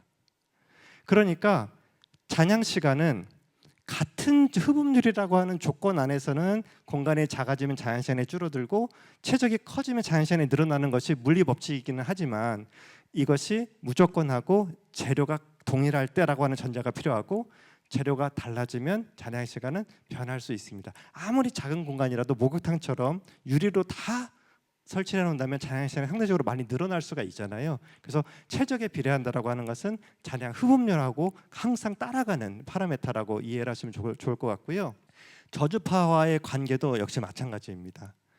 재료가 저주파 흡음률이 뭐냐에 따라서 커지고 작은 거냐에 따라서 비율이 같이 따라서 갑니다. 그러니까 그것은 그 흡음체 또는 흡음률에 따라서 같이 연동돼서 움직이는 파라메타라고 하면 좋을 것 같습니다. 최근에 제 학생이 하나 질문을 했습니다. 스피치에 좋은 잔향 시간은 1.4초라고 하던데요. 그러면 최적이 작아져도 1.4초를 유지해야 되나요? 라고 질문을 했어요. 그렇지 않습니다. 최적이 작은데 잔향 시간 1.4초를 유지하면 무지막지하게 시끄럽습니다. 그리고 최적이 엄청 큰데 또 잔향 시간을 1점에 맞추려고 하면은 또 흡음재를 무지막지하게 때려 넣어야 돼요. 그러면 어떤 일이 생기냐 하면 소리가 멀리 도착하는 에너지가 직접음이 너무 떨어져요. 그러니까 우리가 통상적으로 스피치에는 1.4초가 좋아요, 클래식홀은 1.8초 이상 돼야지 좋아요라고 하는 것은 어떤 특정한 조건에서 그렇다라는 거지 항상 그런 거는 아닙니다. 그러니까 최적이 작아지면 잔향 시간도 어느 정도 줄어들어야 돼요. 무조건 1.4초에 맞추면 안 됩니다. 최적이 커지잖아요. 어느 정도는 늘어나야 돼요. 무조건 최적이 커졌는데도 1.4초에 맞추면은 G값 또는 다이렉트 소리가 너무 작아져가지고 에너지가 너무 모자르게 됩니다. 뒤쪽에서는 안 들립니다. 그래서 그런 상관관계가 있다고 말씀드릴 수 있겠습니다. 혹시 이걸로 대답이 되었을까요, 선생님? 네, 또 추가 질문 있으십니까? 이 관련해서 괜찮으십니까? 네, 또 혹시 또 관련해서 다른 질문 있으십니까? 네, 그럼 넘어갈게요. 실험을 하나 해보려고 준비를 했는데요. 자연스러운 소리라고 하는 것이 뭘까? 그냥 수치적으로만 말씀을 드리면 녹음을 할 때 잔향과 직접음의 비율이 50대 50 정도 되는 게 좋지 않겠느냐라고 하는 값이 있습니다. 그걸 크리티컬 디스턴스라고 하거든요. 어떤 거리가 있는데 그 거리쯤 가면은 직접음과 잔향의 비율이 50대 50쯤 돼. 그리고 그 자리가 좀 선호도가 높아. 사람들이 그 자리를 좋아하는 것 같아라고 하는 값이 있기는 합니다. 크리티컬 디스턴스라고 하거든요. 항상 맞는 거는 아닙니다. 저는 개인적으로 박효신과 아이유를 좋아하는데 그 음반들을 들을 때는 그 사람들이 내 귀에다 머릿속에 들어와서 노래 부르는 것처럼 들렸으면 좋겠거든요. 이렇게 거리가 있는 것보다. 저 앞에서 노래 부르는 것보다 전 내 머릿속에서 불러주는 게 더 좋거든요. 그럴 때 50대 50이면 좀 멀어요. 제 입장에서는. 더 그냥 목소리가 그냥 제 가까이 있었으면 좋겠거든요. 그러니까 그 상대적이긴 합니다. 근데 클래식 기준으로 봤을 때 일반적으로 클래식 기준으로 봤을 때는 50대 50 정도를 적당한 비율로 보기도 합니다. 좀 두리뭉실하게 표현한다고 하면 자연스러운 소리란 뭐냐? 어쨌든 간에 직접음하고 반사음이 어느 정도 조화를 이뤘으면 좋겠다. 클래식에서 비율적으로 봤을 때 저주파와 고주파의 비율이 있습니다. 이제 저주파 레이시오, 고주파 레이시오 이런 게 있습니다. 그럼 이제 클래식에서는 일반적으로 중주파수 대비. 자, 그럼 혹시 이거 한번 물어볼게요. 저음이 언제부터 언제까지 어느 헤르츠부터 어느 헤르츠까지인지 혹시 아세요? 예를 들어서 이런 거 있잖아요. 소리가 막 벙벙거려서 저음을 좀 줄여봐. 야 너무 이거 소리가 벙벙거리잖아. 라고 했을 때 저음을 도대체 어디를 줄이라는 얘기일까요? 고음도 마찬가지입니다. 야 고음이 너무 쌕쌕거리고 귀가 막 찌르잖아. 야 근데 고음 좀 줄여보면 안 돼? 뭐 좀 고음을 좀 시원하게 좀 키워주면 안 돼라고 했을 때 어디부터 고음일까요? 공학에서는 이렇게 설명합니다. 중음은 250Hz부터 2kHz를 중음이라고 한다. 저음은 250Hz 이하를 저음이라고 한다.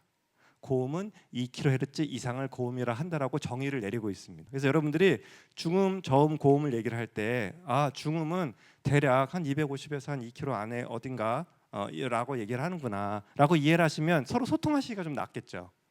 저음은 250Hz 이하를 얘기하는 거예요. 그래서 EQ를 보고 계실 때 저음이 벙벙거려 그러면 범위를 250Hz부터 그 이하라고 보시면 좀 이해하기가 쉬우실 겁니다. 고음도 역시 마찬가지겠죠. 이게 통계적으로 그렇다라는 겁니다. 사람들이 느끼기에 중음은 500Hz가 중음인 것 같아라고 통계적으로 나온 값인 거거든요. 사실 숫자적으로만 보면 만이 중간쯤 되잖아요. 20부터 2만까지 사이가 만 정도 되니까. 그런데 사람들이 귀로 느끼기에는 500이나 1kHz 정도를 중음이라고 하는구나라고 통계적으로 얘기를 하는 거거든요. 그 31밴드 이퀄라이저도 통계적으로 사람들이 한 옥타브를 3단계 정도로 구분해 놓으면 그 이상은 구분을 잘 못해요. 노이즈를 가지고 측정을 해보면. 그래서 우리 20부터 2만 헤르츠까지 그래픽 이퀄라이저 설계를 할 때는 3분의 1 옥타브 단계로 해. 그래서 결과적으로 31개 정도만 되면 돼. 이런 어떤 수치에 의한 값들이에요. 그게 AS나 ISO 그 데이터 자료집에 보면 설명들이 나와 있습니다. RT60만 보지 말고 EDT도 보셔야 됩니다.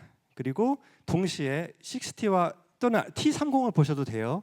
T30과 EDT를 보시는데 동시에 저주파부터 고주파까지 다 보셔야 돼요. 중주파수 하나만 보시면 부족합니다. 그 다음에 잔향 시간만으로는 무대 위가 소리가 어떤지, 중간에 자석 소리가 어떤지, 끝에 자석 소리가 어떤지 알기가 어려워요. 그래서 이거를 위치별 잔향으로 보셔야 돼요. 그 전기 음향 하실 때는 다 보시잖아요. 위치별로 편차가 얼마나 되는지 다 보시잖아요. 근데 그것이 잔향 시간에서도 보셔야 돼요. 스피커에 있어서 그 면의 평활도, 면의 편차를 보시는 거는 사실은 잔향을 포함하고 있는 값이기는 하거든요. 그런데 많은 경우 그 데이터를 제공을 할 때 잔향을 포함하지 않은 값을 제공하는 경우도 많아요. 그래서 그걸 되게 주의하셔야 됩니다. 스피커를 튜닝을 할 때는 기본적으로 면을 쭉 펼쳐놓고 스피커 각도를 라이너레이 각도를 잡았을 때 편차가 플러스 마이너스 3dB 이내 들어오도록 설계하는 걸 기본으로 하지만 그때 잔향을 고려하지 않으면 실질적으로 체감하는 편차는 더 클 수 있거든요. 그래서 그거를 이즈든 다른 소프트웨어를 돌리실 때도 잔향이랑 같이 보셔서 잔향하고 합친 값으로 편차를 보셔야 돼요. 그래야 실질적으로 청중들이 느끼는 값을 더 정확하게 느끼실 수가 있습니다. 그래서 잔향 시간만으로는 공간의 구석구석을 모두 이해하기 어렵기 때문에 힌트를 조금 드려서 두 가지를 요약해서 말씀을 드린다면 프리딜레이텀하고 웨트드라이 비율들도 함께 보시면은 공간에 대해서 이해할 때 조금 더 수월할 수 있을 거라고 생각을 합니다. 임펄스 리스폰스 가지고 알 수 있는 데이터들이 엄청 많아요.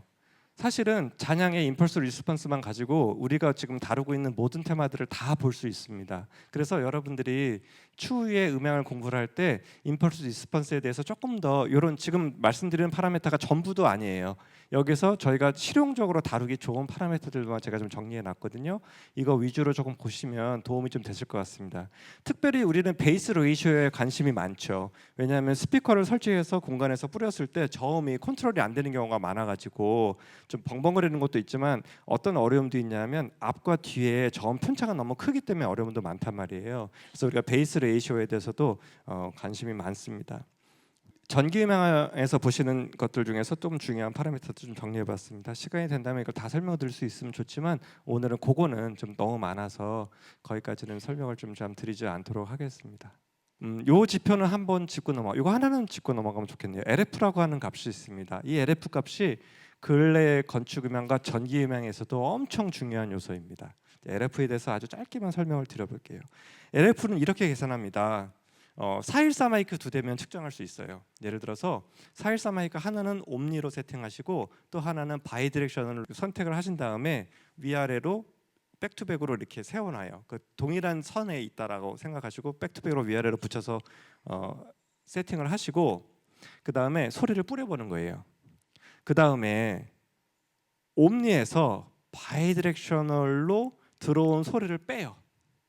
그러면 남은 양이 있겠죠. 남은 양이 많으면 많을수록 소리가 모노스러운 거예요.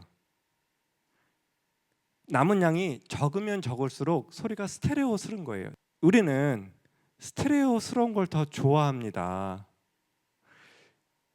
공연장의 형태로 봤을 때 대표적인 형태를 보신다면 직방향, 약간 직사각형처럼 생긴 거예요. 우리가 대표적인 뭐 보스턴 심포니라든지 뭐 오스트리아 뮤직 페라인이라든지 하는 형태가 있죠.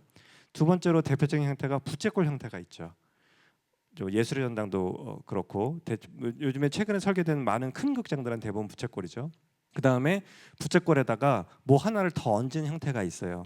보통 우리가 알고 있는 비냐드 홀이라고 하는 포도밭형 홀입니다. 그 롯데 콘서트 홀도 그렇고 부산의 콘서트 홀도 비냐드 홀이죠. 그러면 왜 소리가 슈박스나 직사각형 모델에서 부채꼴로 왔고 부채꼴에서 왜 다시 포도밭형으로 왔냐를 아주 간략하게 역사적으로 설명을 해드리면 아주 심플합니다. 사람들을 더 많이 집어넣고 싶었어요. 극장 안에다가. 그런데 직사각형으로 만드니까 맨 뒷사람하고 무대하고 거리가 너무 멀어진 거예요. 그래서 부채꼴로 만들어 보니까 뒤쪽이 되게 넓어졌잖아요. 그러면서 청중과 무대 간의 거리가 급격히 가까워졌어요. 맨 뒤로 가야 될 사람이 옆으로 온 거잖아요. 그 사람들이 무대에 가까이 있는 걸 좋아하는 거예요. 청중 입장에서 보면 같은 돈 내고 내가 무대에 가까이 가고 싶은 거죠. 여러분들 비싼 표 내는 이유가 다 아티스트 가까이서 보고 싶어서 그런 거잖아요. 사실 아시다시피 맨 앞에 있으면 소리도 잘 안 들려요. 얼굴만 보이지. 그런데도 그 맨 앞에 가려고 하잖아요. 얼굴 보고 싶으니까. 그래서 가까운 거리가 엄청 중요한데 이거를 인티머시라고 하는 파라미터로 정리했습니다. 친근감이라고 표현할 수 있어요. 인티머시. 그래서 친근감이 좋은 홀이 좋다. 그런데 직사각형보다는 부채꼴이 더 좋다. 그래서 모든 홀들이 새로 지은 홀들은 다 부채꼴로 졌어요. 그런데 부채꼴이 직사각형에 비해서 소리가 안 좋아요. 두 가지, 세 가지 특징인데 그 중에 하나는 부채꼴은 가생이로 가잖아요. 바깥쪽으로 앉잖아요. 그럼 소리가 겹쳐 들려요. 왜냐하면 벽 간 거리가 너무 먼 거예요. 옆벽을 맞고 돌아온 소리가 직접음에 도착한 다음에 너무 늦게 도착해가지고 아까 1000분의 30초까지는 소리가 하나로 뭉쳐 들린다고 말씀드렸잖아요. 그런데 1000분의 80초를 넘어가잖아요. 그럼 소리가 두 개로 분리돼서 들리기 시작하거든요. 피아노를 노트를 한 개를 쳤는데 따닥 이렇게 들리는 거예요. 땡 쳤는데 땡땡 이렇게 들리는 거예요. 예술의 전당은 그런 현상이 좀 적기는 한데요. 롯데 콘서트홀은 그 부분이 아주 극단적으로 심합니다. 옆에 가생이로 앉아보시면 소리가 한 개 피아노를 쳤는데 세 개로 들려요. 다다닥 이렇게 들립니다. 그래서 트리플렛으로 들려요. 그래서 그 심각한 문제가 있습니다. 근데 그게 부채꼴의 특징이에요. 롯데 콘서트홀이 잘못 졌다라는 게 아니라 그냥 그게 부채꼴의 특징이에요. 그거를 어떻게 하면 계산할 수 있지? 라고 고민을 하다가 그 다음에 나온 게 포도밭형이에요.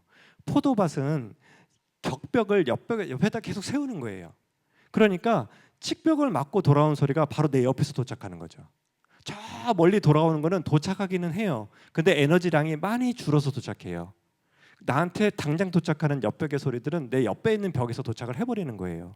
그러니까 사람들이 내가 멀리 가 있는데도 되게 소리가 입체감이 느껴져. 근데 심지어 기본 형태가 부채꼴이기 때문에 거리도 가깝게 느껴진단 말이에요. 그래서 지금은 모든 새로 나오는 홀들은 대형 홀들은 작은 홀들은 뭐 그렇지 않습니다만 큰 홀들은 무조건 하고 다 부채꼴로 설계합니다. 부채꼴 플러스 비냐드 형태로 설계를 합니다. 그렇게 해야 친근감이 높아지고 소리가 더 이렇게 딜레이 같은 것이 적게 들리고 좀 더 편안하게 들리거든요. 그 둘러싸인 느낌, ASW랑 연결이 많이 돼 있다라고 알려져 있습니다. 오디터리 소스 위드라고 하는 파라미터랑 연결되어 있는데 거기에 훨씬 더 유리한 조건을 갖춘다라고 알려져 있습니다. 무대 위에서는 연주자들이 어느 위치를 선호할까요? 실험을 해봤더니 1번은 성악가만 좋아합니다. 성악가. 기억하는 사람들은 여기 별로 안 좋아해요. 기억하는 사람들은 7번을 좋아합니다. C라고 써 있는 데를 좋아합니다. 왜 그런지 잘 몰라요. 저희 실험 여러 번 해봤거든요. 성악가들은 항상 여기를 좋아합니다. 역시 성악가들은 무대 체질인 것 같아요. 그래서 1번을 좋아하는 것 같습니다. 관객들하고 더 가까이 있는 걸 좋아하는 것 같아요. 7번 같은 경우는 소리가 가장 옆벽을 막거나 뒷벽을 도착하는 소리가 제일 에너지가 높습니다. 그래서 연주자들이 대체적으로 7번을 선호합니다. 하지만 이거는 후기에 도착한 소리들이 여기가 제일 에너지가 큰 거고요. 13번 같은 경우는 초기 에너지 값이 많거든요. 그러니까 필요에 따라서는 초기 에너지 값을 좋아하는 경우도 있습니다. 후기 에너지를 좋아하는 경우는 앙상블이에요. 초기 에너지를 좋아하는 경우에는 솔리스트입니다. 그래서 앙상블하고 솔리스트가 서로 원하는 그 음향 상태가 달라요. 제가 말씀드리고 싶은 것은 위치적으로 이렇다라고 하는 것도 있지만 중요한 건 뭐냐면 처음 오시는 분들은 물어보잖아요. 여기는 주로 어디에 세팅을 해요? 라고 물어보잖아요. 그게 연주자마다 다른데 경향성이 있다. 예를 들어서 성악은 대체적으로 앞을 다 좋아한다. 그리고 앙상블은 조금 더 뒤쪽을 좋아한다. 앙상블은. 그런데 심지어 뒤쪽에서도 조금 더 깊을 수도 있고 조금 더 앞일 수도 있잖아요. 근데 그것이 뭐랑 연결되어 있냐 하면 나한테 도착하는 초기 반사음들의 에너지랑 연결되어 있어요. 초기 반사음이 많으면 대체적으로 솔리스트들이 좋아하고 후기 반사음이 많으면은 앙상블이 좋아합니다. 그 이유는 뭐냐 하면 앙상블은 합주를 동시에 했을 때 초기 잔향은 안 들리는 거예요. 옆에 악기 소리 때문에. 근데 후기 잔향은 여음으로 남아서 들리는 거예요. 그러니까 앙상블 할 때는 초기 에너지가 많아도 안 들려요. 마스킹이 돼가지고 안 들려요. 옆에 연주하는 사람 소리 때문에. 그런데 솔리스트는 옆에 다른 사람이 연주하는 사람이 없잖아요. 그러니까 초기 에너지가 있어야 자기가 반응하기가 좋은 거예요. 피아니스트하고 오르가니스트하고 동시에 앉혀놓고 연주를 해보면 어떤 어려움이 있냐면 피아니스트는 자기 소리가 바로 들려요. 근데 오르가니스트는 저 멀리 있는 스피커나 파이프로부터 소리가 도착해서 한참 늦게 도착합니다. 그러니까 같이 연주를 하면 지휘자 입장에서는 피아니스트보다 오르가니스트가 항상 연주를 못하는 것처럼 들려요. 왜냐하면 오르가니스트 입장에서는 소리를 들어야 연주를 다음 걸 할 수가 있는데 아직 안 도착했거든요. 소리가. 그래서 오르가니스트는 항상 반응이 느리게 느껴집니다. 지휘자들 입장에서 보면은. 사실은 그게 아니고 소리가 나한테 안 들려서 다음 연주를 할 수가 없는 거예요. 그래서 오르가니스트는 절대 9m 이상 거리를 뛰어넘으면 안 됩니다. 소리가 나는 곳으로부터 오르가니스트까지의 거리가. 왜냐하면 30ms가 넘어가 버려요. 그래서 그런 주의점들도 있습니다. 지금 제가 시뮬레이션을 하면서 소개해드렸던 소프트웨어를 조금 설명을 좀 드리려고 합니다. 기존에 오데온을 써보셨거나 이즈를 써보셨던 분들은 장단점을 다 알고 계세요. 오데온은 건축 음향에서 절대 강자죠. 30년 동안 전 세계를 지배했던 소프트웨어입니다. 이즈는 그 전기 음향 시뮬레이션에서 절대 강자죠. 하지만 건축 음향을 잘 못하는 단점이 있었죠. 그리고 오데온은 건축 음향에서는 최고의 강자지만 전기 음향을 잘 못하는 단점이 있었죠. 그 두 가지를 컴바인했을 뿐만 아니라 기능적으로 하드웨어의 영향을 받지 않고 클라우드 베이스로 해가지고 온라인으로 데이터를 올리면은 클라우드에서 계산해서 내려줍니다. 속도가 어마어마하게 빨라졌어요. 저는 개인적으로 그 트러블을 만나면서 이제서야 건축 음향이 또는 전기 음향이 누구에게나 쉽게 접근할 수 있는 시대가 왔구나라는 것을 저는 확인했습니다. 그 전까지는 소프트웨어 가격이 말도 못하게 비쌌어요. 오데온 그 오랄라이제이션, 오늘 아까 제가 기타 소리 들려드리면서 오랄라이제이션 했잖아요. 오랄라이제이션 패키지가 4,800만 원입니다. 소프트웨어 한 벌을 사시려고 하면은. 그리고 이즈도 상대적으로 싸지만 그건 건축 음향을 못하는 건 단점이 있죠. 이 아이는 그거에 비하면 가격도 훨씬 더 저렴하고 실적으로 구독도 월간으로 할 수 있기 때문에 편리한 점도 있을 뿐만 아니라 전기 음향 임포팅, 어쿠스틱 시뮬레이션 다 됩니다.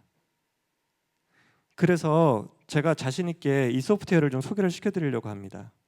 이 트래블은 기존의 지오메트리 방식에서 저도 사실 웨이브 파동 방식이 잘 몰라요. 계산치 잘 몰라요. 제가 아는 건 뭐냐면 오른쪽 그림에 보시면 선으로 돼 있잖아요. 왼쪽 보시면 파동으로 돼 있잖아요. 계산을 할 때 뭐가 더 정확할 거냐 직관적으로 생각해 보시면 파동이 훨씬 정확할 수밖에 없어요. 왜냐하면 소리가 원래 파동이거든요. 선형적인 특징이 있죠. 특별히 고주파에 있어서는 성형적인 특징이 나타납니다. 음향에 있어서. 근데 중저주파는 그렇지 않거든요. 중저주파는 저렇게 선형적으로 소리가 날아가지 않거든요. 그래서 이 트래블에서는 파동 방정식을 본인이 원하는 주파수 대역을 선정해서 계산시킬 수 있어요. 그래서 훨씬 더 정확한 계산을 보여줍니다. 그리고 여러분들이 스케치업이나 캐드 같은 걸 조금씩 해보신 분들은 알겠지만 이런 파일들이 생성이 되었을 때 다 임포트가 되어서 모델링을 할 수 있습니다. 우리가 음향을 시뮬레이션 한다라고 하는 거는 결과적으로 실제 공연장에 설계되었을 때 그 값을 예측하기 위한 거잖아요. 조금 작은 공간이긴 했지만 실용적인 측면에서 측정을 한번 해봤는데 결과가 이렇습니다. 회색선 레이 트레이싱이라고 하는 음선 추적법으로 계산했을 경우 회색입니다. 실제 현장에서 아까 설명드린 측정법으로 측정했을 경우 노란색 실선입니다. 트래블에서 웨이브 파동 방식을 이용해 가지고 측정했을 경우 모델링을 했을 경우 이렇게 파란색 점선으로 나타났습니다. 100% 똑같을 수는 없죠. 왜냐하면 시뮬레이션 안에다가 넣는 재료들의 물성이나 이런 것들이 조금씩 차이가 날 수가 있거든요. 그리고 시공 방법에 따라서도 차이가 날 수가 있거든요. 그런데 보시면 우리가 항상 골머리를 썩고 있는 이 저주파의 특성을 보시면 실제 물리적으로 측정한 값하고 시뮬레이션한 값하고 거의 유사하거든요. 그리고 가격이 훨씬 더 저렴해요. 그리고 워럴라이제이션이 됩니다. 훨씬 더 유용하게 사용할 수 있어서 이 소프트웨어의 장점들을 조금 설명을 이렇게 드려봅니다. 트래블 테크놀로지와 대표님하고 보시는 것처럼 협약을 맺었습니다. 그래서 지금 MBI가 이 트래블 소프트웨어 지금 한국 리셀러입니다. 궁금하신 사항들 항상 여기다 연락하시면 되고요. 이 QR 코드 지금 들어가 보시면 그 소프트웨어 2주 무료 사용하실 수 있거든요. 저희 MBI 홈페이지 통해서 들어가셨으면 좋겠어요. 그래서 여기 보면 알게 된 경로에다가 MBI 좀 써주세요. 들어가시면 이런 거 작성하게 돼 있거든요. 예, 작성하셔서 이제 신청을 하시면 빠르신 분은 몇 시간 후, 늦으신 분은 하루나 이틀 후에 메일로 이런 메일이 옵니다. 그럼 이때 다시 계정 세팅을 하셔야 돼요. 그래서 본인의 암호를 설정하세요라고 하는 메일이 오거든요. 그럼 거기 들어가셔가지고 암호를 설정을 하시면 퀵 스타트 가이드와 함께 이제 두 개가 동시에 도착하거든요. 그러면 암호 설정하시고 퀵 스타트 가이드로 시작을 하시면 됩니다. 이제 처음에 메일에 이렇게 와요. 그래서 이걸 클릭하셔가지고 패스워드를 세팅하시면 됩니다. 그리고 나면 이제 여기 로그인해서 진입하실 수 있거든요. 진입하시고 나면 퀵스타트 가이드는 같이 보시면 되고요. 진입하시고 나면 이제 로그인을 하게 됐을 때 프로젝트들을 이렇게 데모를 보여줘. 이게 데모로 먼저 떠 있어요. 들어가 보시면 데모가 있거든요. 해보시는 건 이걸로 실험해 보시면 돼요. 주의하실 점은 실험하다가 마음에 안 든다고 지워버리실 때 이거 지우시면 안 돼요. 이거 지우면은 다른 사람 거 가져와야 돼요. 이거 지우면 다시 못 살려요. 그래서 이거 그냥 세이브 하실 때 크리에이션 뉴 해가지고 만드시면 되고요. 이런 식으로 공간을 하나 불러오셔가지고 시뮬레이션 생성하시면 될 때 크리에이트 시뮬레이션이라고 하는 기능을 이거 뉴라고 써 있잖아요. 이거 누르셔가지고 시뮬레이션 선택을 하신 다음에 임의로 입력 하나 만드시고 이렇게 입력을 하셔가지고 시뮬레이션을 만들잖아요. 그러고 나면 여기 보시는 것처럼 재료들을 선택할 수 있어요. 면을 마우스로 클릭해 보시면 색깔이 변하거든요. 이때 본인이 원하는 재료를 이렇게 선택하실 수 있어요. 그리고 적용을 시키시면 원하시는 공간을 더 설계할 수 있습니다. 보시면 이제 이렇게 흡음률도 있고 재료 이름들도 있고 이렇게 되어 있죠. 여기에서 조금 이제 여러분들하고 의논을 한번 드리고 싶은 게 있어요. 의논도 드리고 설명도 좀 드리고 싶은 부분이 있습니다. 확산계수라고 하는 개념이 있어요. 여러분들 공간에 확산이라는 표현을 많이 써오셨잖아요. 디퓨전, 확산. 그리고 지금 뒤에 있는 저 리브도 확산을 염두에 두고 설계를 하잖아요. 흡음도 설계를 하지만 어떻게 하면 소리가 골고루 공간에서 돌아다닐 수 있도록 퍼뜨릴까 하는 고민을 항상 하잖아요. 확산계수라는 표현이 있는데 이때 우리가 주위에서 고민해야 될 게 뭐냐면 산란계수라고 하는 게 있고 확산계수라고 하는 게 있어요. 그 스캐터링 코에피션트하고 디퓨전 코에피션트라고 하는 게 있습니다. 여기 공학 하시는 분들은 정확하게 이해하고 계실지 모르지만 혹시 공학 베이스가 아닌 분들을 위해서 설명을 드린다면 스캐터링 코에피션트는 소리가 입사를 하잖아요. 소리가 이제 어떤 면을 만나는 각도로 들어오잖아요. 그랬을 때 이 들어오는 각도로 들어온 소리를 제외하고 다른 각도로 소리가 얼마나 퍼졌냐를 보는 게 스캐터링 코에피션트예요. 그러니까 입사각으로 들어온 거는 안 따져요. 예를 들어서 면이 있을 때 소리가 정면에서 왔다고 쳐봐요. 그러면 소리가 다시 정면으로 반사할 거 아니에요. 그러면 스캐터링은 아예 안 된 거죠. 왜냐면 들어온 각도대로 나갔으니까 스캐터링이 안 된 거죠. 그런데 입사각이 30도로 들어오면 반사각도 면 입장에서 봤을 때 30도로 스페큘러 리플렉션, 거울처럼 반사하니까 이렇게 반사될 거 아니에요. 이런 경우에는 스캐터링이 됐다고 보이겠죠. 그런데 직선으로 온 것에 대해서는 스캐터링이 안 일어나잖아요. 이렇게 보는 게 스캐터링이에요. 근데 디퓨전, 소리가 확산되었다고 하는 디퓨전은 그거 상관 안 해요. 반원을 그려놓고 얼마나 소리가 골고루 퍼졌냐만 봐요. 그런 거 안 따지는 거예요. 소리가 어디서 들어왔네 이런 거 안 따지는 거예요. 그냥 소리가 얼마나 골고루 퍼졌냐 이것만 보는 거예요. 그래서 확산율하고 스캐터링에서 산란 개수하고는 되게 유사한 부분이 있지만 다릅니다. 그런데 오데온이 되었던 이즈가 되었던 트래블이 되었던 다 뭘 요구하냐면 스캐터링 코에피션트를 요구를 해요. 스캐터링을 내가 잘 모를 때 나 이 값 뭔지 몰라 이거 어떻게 측정해 나보고 어쩌라는 거야 라고 설명했을 때 애매하면 0.3을 넣으세요. 평균적으로 0.3이 가장 많이 사용되는 값이에요. 스캐터링이 무난하게 그냥 많이 이루어지지 않은 거죠. 네, 그래서 그런 걸 생각하셔서 나중에 모델링 하실 때 참고하시면 좋을 것 같습니다.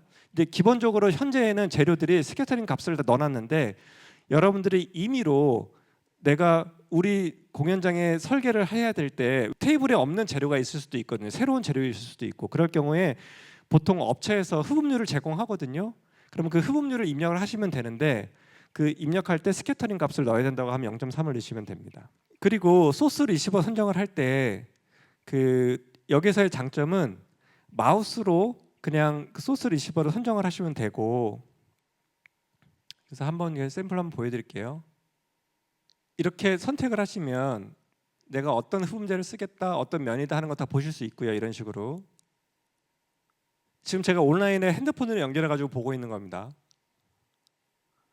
그 다음에 여러분들이 소스 위치나 이거 지금 제가 스피커 한번 모델링 하느라고 스피커 위치에 넣어본 거거든요. 그 스피커 웬만한 브랜드의 지금 라이너레이까지 다 그 데이터 제공하고 있어요. 그래서 임포트 하시면 됩니다. 임포트 하셨으면 스피커 위치 마우스로 지정을 하고 임포트 하시면 돼요. 여기 소스 리시버에다가 선택을 하시고 그냥 플러스 누르시면 이렇게 소스가 추가가 돼요.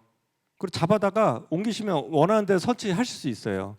지금까지 어떤 소프트웨어도 이렇게 편리하게 소스와 리시버를 선정할 수 없었어요. 선택해서 배치할 수 없었어요. 그냥 이렇게 플러스 누르시고 리시버도 그냥 플러스 누르시고 내가 갖다 놓고 싶은 데에 갖다 놓으면 그냥 갑니다. 근데 아무데나 앉혀놓을 수 있어요. 이렇게 하고 런 하시면 그냥 돌아가요. 근데 런이 내 컴퓨터 속도에 따라가지 않아요. 왜냐면 클라우드에서 작동하기 때문에 클라우드에서 GPU가 막 돌려주고 있거든요. 엄청 빨리 계산해요. 예를 들어서 6시간, 7시간 계산했던 거를 여기는 15분에서 20분이면 합니다. 그래서 엄청 빨리 계산하기 때문에 이렇게 쓰시면 되고 이 스피커들은 여기서 프리셋으로 제공가 있는 것들은 업체들로부터 받은 IFC 값이 있어서 그걸 임포트하면 되는데 이게 없다고 하더라도 좀 중대형 업체들은 그 캣용 그 스피커 지향성 패턴을 가지고 있는 데이터를 다 제공하거든요. 그거 임포트 하시면 다 들어옵니다. 그래서 스피커도 모델링 하실 수도 있고 어쿠스틱스도 모델링 하실 수 있으니까 한번 이번에 무료 체험 기간에 사용하시면서 어쿠스틱 공부도 하시면서 덕분에 시뮬레이션에 대해서도 조금 더 이해를 해보실 수 있는 시간이 있으면 좋겠다라는 좀 바람을 드려봅니다. 그 2주 동안 한번 사용해 보시고 나서 후기 올려주시길 바라고요. 기회가 있을 때 다시 음향에 대해서 이야기할 수 있는 기회가 있기를 바라겠습니다. 이것으로 강의는 마치도록 하겠습니다. 감사합니다.